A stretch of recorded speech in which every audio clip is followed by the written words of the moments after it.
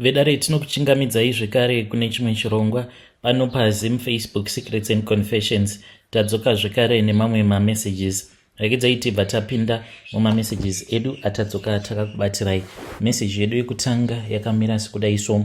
Hanzi makadi zvenyu mukoma, ndinokumbirawo kuti munge muchindiposterawo nyaya yangu makavigawo chitupa changu. Ininiwo ndakanyepera mbinga yangu kuti mwana wandinogara naye haasi wangu. But mukoma nashi right now I am regretting because this man, I thought kuti he just wanted to play around with me, but dambudziko nderekuti iye ari kuda kundiroora. Saka ndoda kubvunza kubva kumhuri yeZimbabwe kuti how can I go about it exactly? How can I lie to him again? Uye zvekare zvinoita here kuti ndinge ndichimuudza chokwadi kuti mwana uyu ndewangu. So I thought kuti our relationship, sezvo tiri vanhu vakangosanganawo kubhawa, zvainge zvichazongopererawo ikoko, but he really wants to marry me. Ndoitawo sei? I know kuti kunyangwe ndikada kupfurira amai vangu, ivo vanozviitawo a holier than thou, hapana pavangambobvuma kuti ndinge ndichizoita kuti vange vachizonyepa. Ndiyo secret yangu iyo yandiinayo. He told me that he wants to marry me, and I know for a fact that he really do want to marry me. I'll be following through in the comment section when you post my story. Hey, vedare ndo message iyo yandakatumidzirwa ichibva kuna vanzvadzi vedu. Ngatizamei kuti tinge tichitaura navo vanzvadzi vedu ava mucomment section. Hey, pakaipa. Ndegedzai tibva taenda panyaya yedu inotevera. Nyaya yedu inotevera yakamira sekudai so. Hanzi makadi zvenyu mukoma, ndinokumbirawo kuti munge muchindiposterawo nyaya yangu makavigawo chitupa changu. Ininiwo I cheated on my best friend with her partner.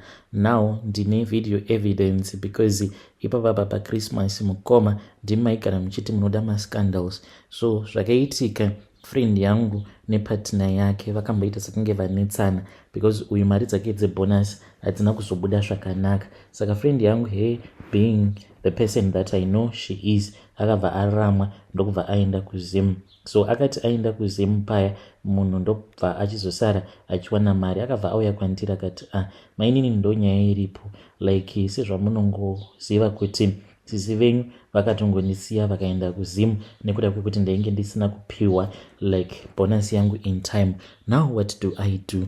Ndinovatumidzira mari here kana kuti ndovatevera? But I am in pain kuti mukadzi sure angandirakidza kuti rudo rwedu ndorwekungoti runonakidza kana paine mari. Kana pasina mari, then it means kuti panenge pasitomborina kana rudo zvachose. So I need your advice. Ndakabva ndamuti iwe unoda kutevera kupi? Ndobva ndatotanga kutochera paya friend yangu ndichinyatsokumeka sure kuti the guy will stop loving the girl. But munhu kana achingoda munhu wake anonetsa kuti unge uchimuconvinsa. So what I did is ndakabva ndatanga kutongomuudza kuti inini ndinomuda and I don't care about the money, but ndainge ndichida mari mukoma because ainge aine mari yakawanda. Saka iye paakazotanga kundipfimba, ndakabva ndachizomushandisira meds dzekuti ndainge ndava kuramba manje.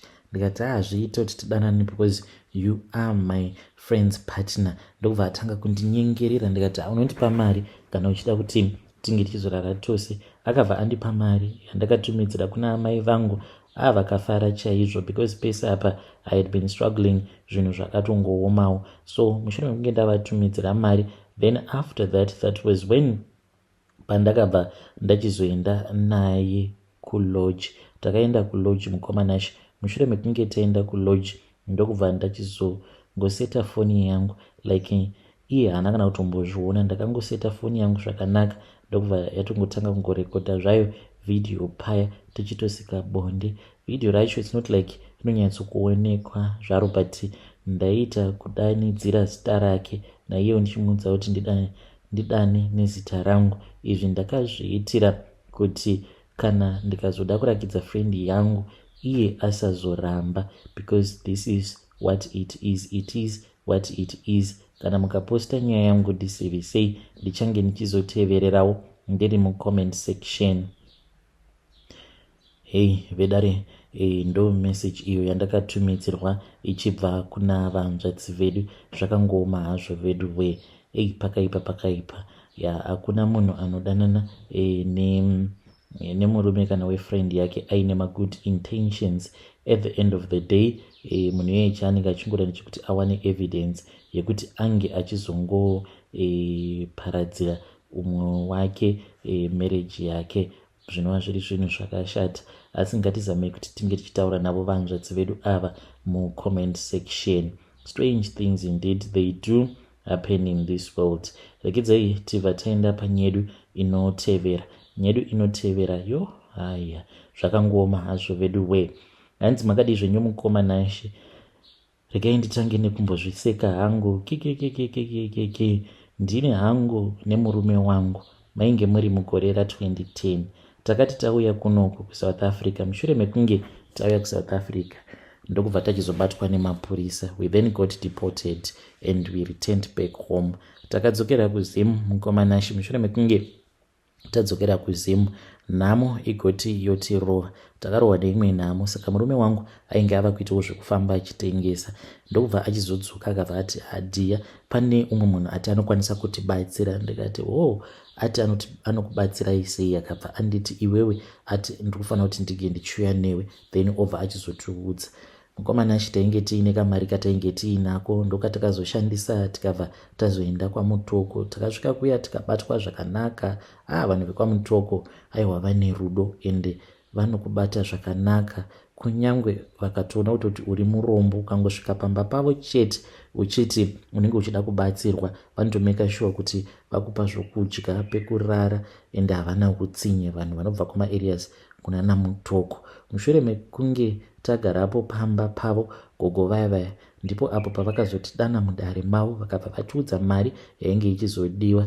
Yainge isina kana kumbowanda. Ndakazotobvunza murume wangu kuti imi chibvunzai kuti why is it mari iyi isina kana kumbowanda kudai, because mari yacho yainge ichinzi inofanira kuti inge ichizotenga jongwe iro rotobva tazopa gogo vacho. Ndikati kana ivo vachiti tichazoita vapfumi vanoreva kuti jongwe ndo richazotiita kuti tinge tichizova vapfumi.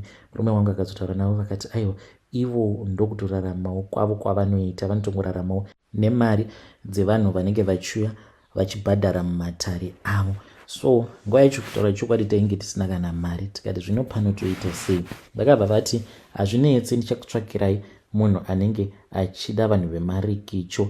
Takabva tachizoita maricho aya mukoma, ndobva tawana kamari kedu zvekare nekamari kebhazi yekuti tinge tichizodzoka kuHarare. Mukoma nashe takadyiswa tsvina. Vakatidyisa tsvina yavo gogo ava. Musi wacho ivoyo wavakatidyisa tsvina vakatiti vanangu endai kubuchari munge muchienda kunotenga maguru. Saka pabuchari pamwe paGrowth Point takashaya, ndokubva tachizotoenda kune rimwe buchari zvekare because vakatiti pano musadzoka musina maguru iwawo because ndo atichange tichizoshandisa. Takazodzoka tiinawo maguru aya ndokubva vachizotanga kubika. Vakabika zvavo ndokubva vachizoenda mutoilet nepoto iya. Ivo vakazototiudza tatopedza kugadzirira zvose, kugeza uye zvekare nekudzingwa mimwe minyama yavainge vachiti yainge iri patiri. Saka takazoti tagara mudare sadza rikabva razouya. Ndakati ndakatarisa plate mainge muine maguru ndikabva ndaona zvinhu zvacho zvainge zvakaita brown. Ndikati kochiko chiri kumboitika? Maguru ane supu yakaita brown kuita sekunge aiswa dovi.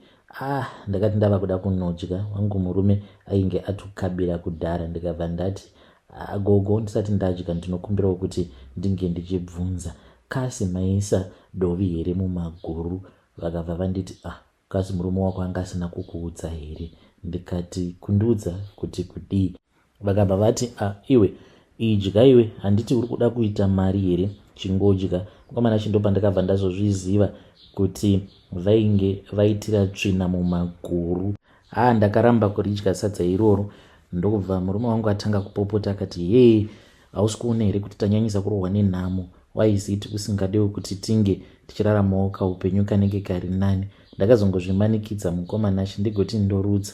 Ameno maybe ndo zvakazokonzeresawo kuti tisazokwanisa kuita mari because takazongobvawo kwaMutoko kuya tiine tarisiro kuti tanga zvimabhizinesi zvikaramba. Mukomana ndo zvatakaitawo inini nemurume wangu, asi chakabuda hapatomborina. ndinotoshamisikawo ndichitonzwawo vamwe vachiti takaenda tikanoromba zvedu zvikaita, isu takaenda kusvika pakunodya tsvina yen'anga tichiti zvimwe kuda zvichaita bo, but situation yakatowedzera kuoma zvekuti life yainge yava kutorwadza.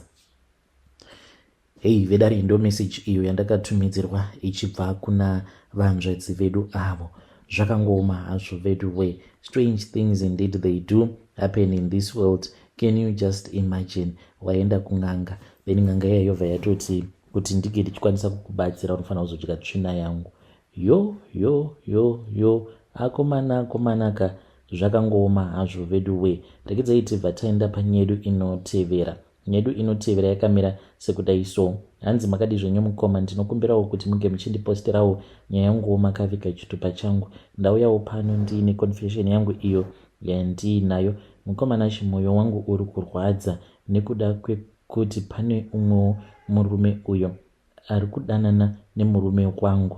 Saka handisati ndakwanisa kuziva kuti ambori aniko, munhu anogarawo here mulocation matinogara, but chandinoziva ndechekuti munhu uyu anoratidza kuti iye anoenda kumasowe, because ndakamboona rimwe picture murume wangu akahagana naye murume uyu, but wacho iye ari kunditorera murume wangu ainge akapfeka gemens, saka face yake yainge yakavharwa nekaemoji like vanhu ava vakasenderana mapicture murume wangu ndokubva azoita mistake akabva aseva mugallery make. Saka iniwo nekuda kwepain ndakabva ndatanga kuchema ndakabata foni zvokuti ndainge ndisati ndambopindwawo nepfungwa dzekuti ndinofanira kuti ndinge ndichiforwarda kufoni yangu, akabva auya akandibvutira ndokwava kudhilita foni iyoyo. Saka ndava kutozviziva kuti murume wangu iye ingochani, ane murume waari kudanana naye.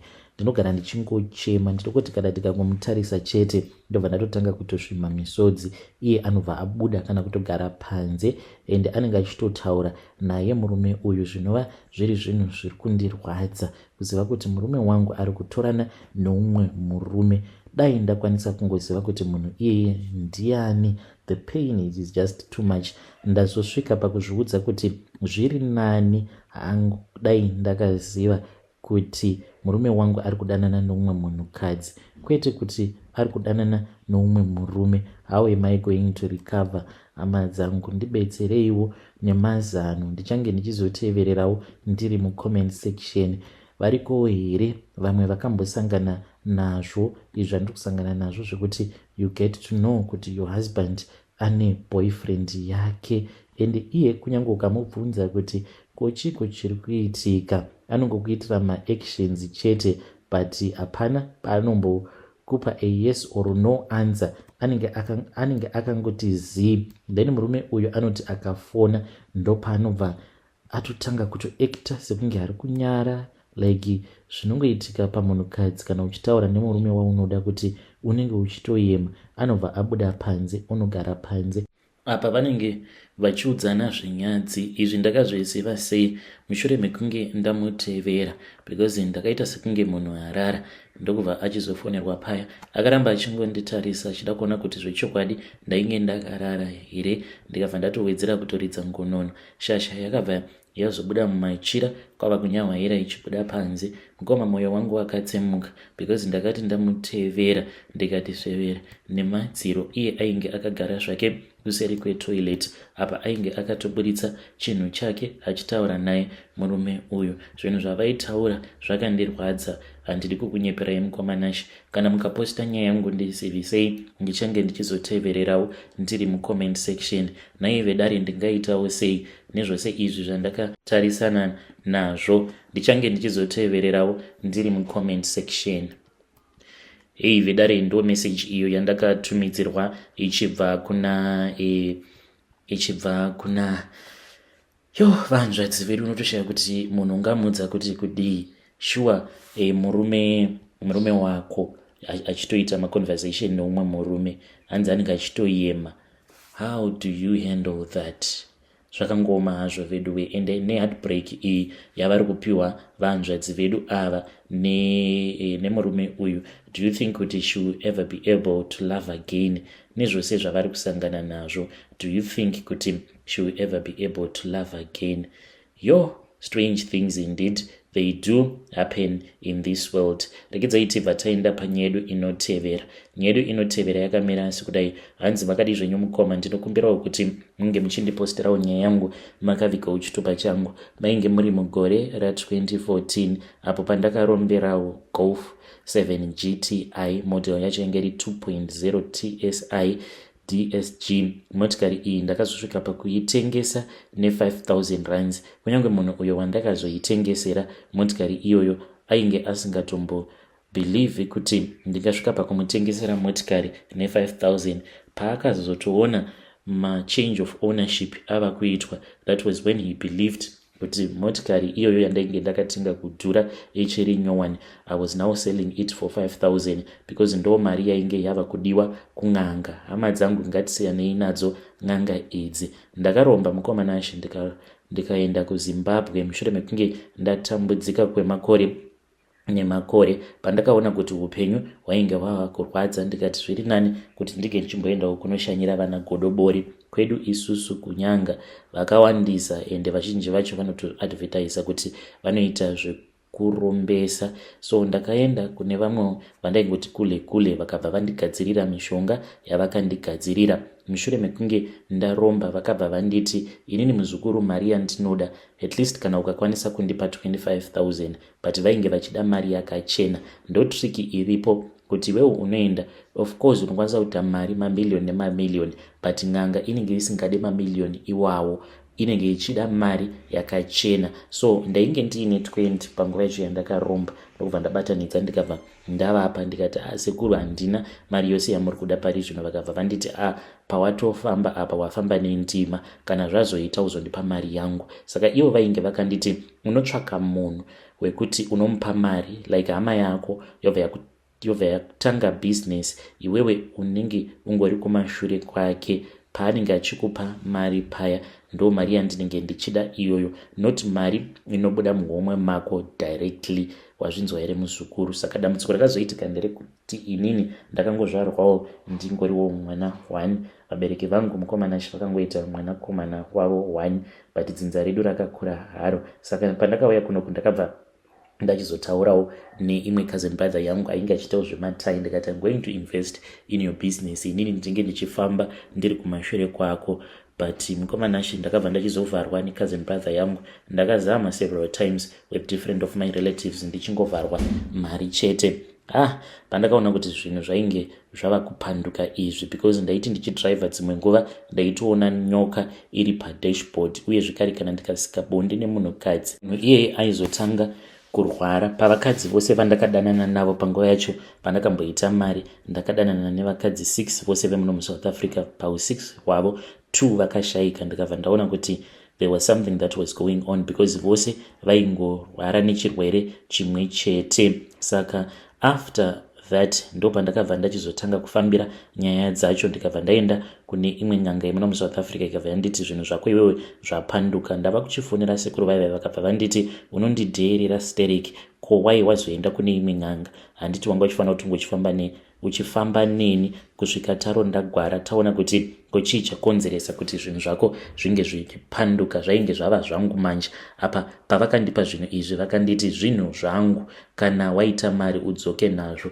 Zvino vainge vava kundipandukira. Sekuru ava vakandipandukira vakabva vati vari kuda mari yangu. Ndikati munopenga imi sekuru, munoreva kuti now ndiri kurara ndichishungurudzwa nenyoka iyi, inoita zvainoda neni. Apa ndikarara nemunhukadzi, munhu iye anotanga kurwara kuita sekunge achafa. Now mava kunditi ndoda mari yangu, what is 5,000 to me?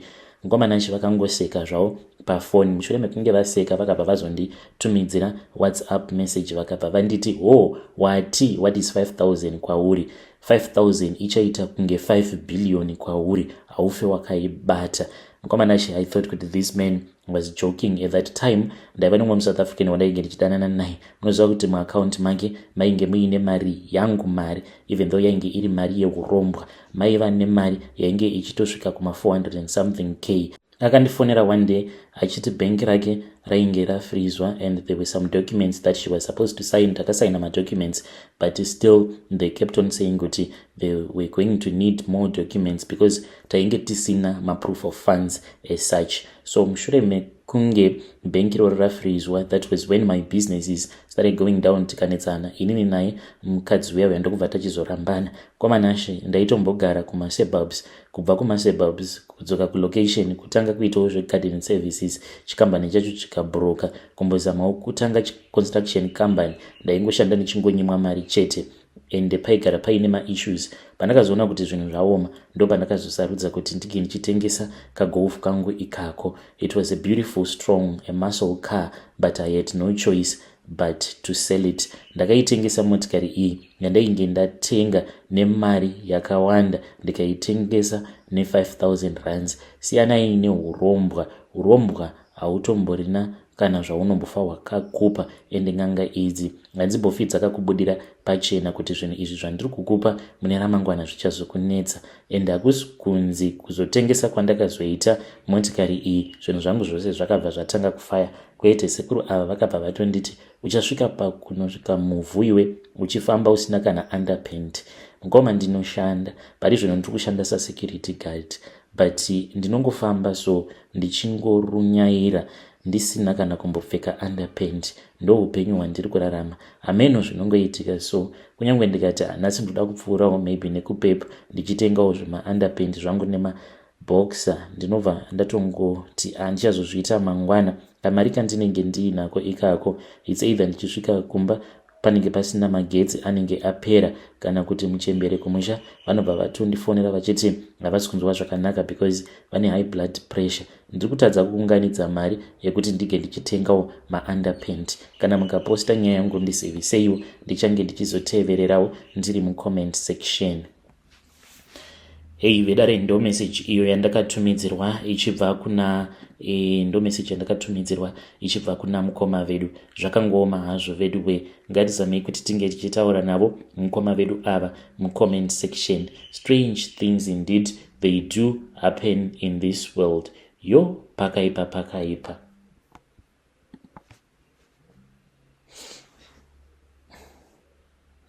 Hey, hello. Kune avo muri yeZimbabwe vanenge vachida kugamuchira Ishe Jesu Kristu as their Lord and personal Savior, you can repeat after me this sinner's prayer. Salvation prayer. Father Lord, I come into your presence as a sinner. I confess all of my sins. Please forgive me. I did not know any better. I promise not to go back to my old ways.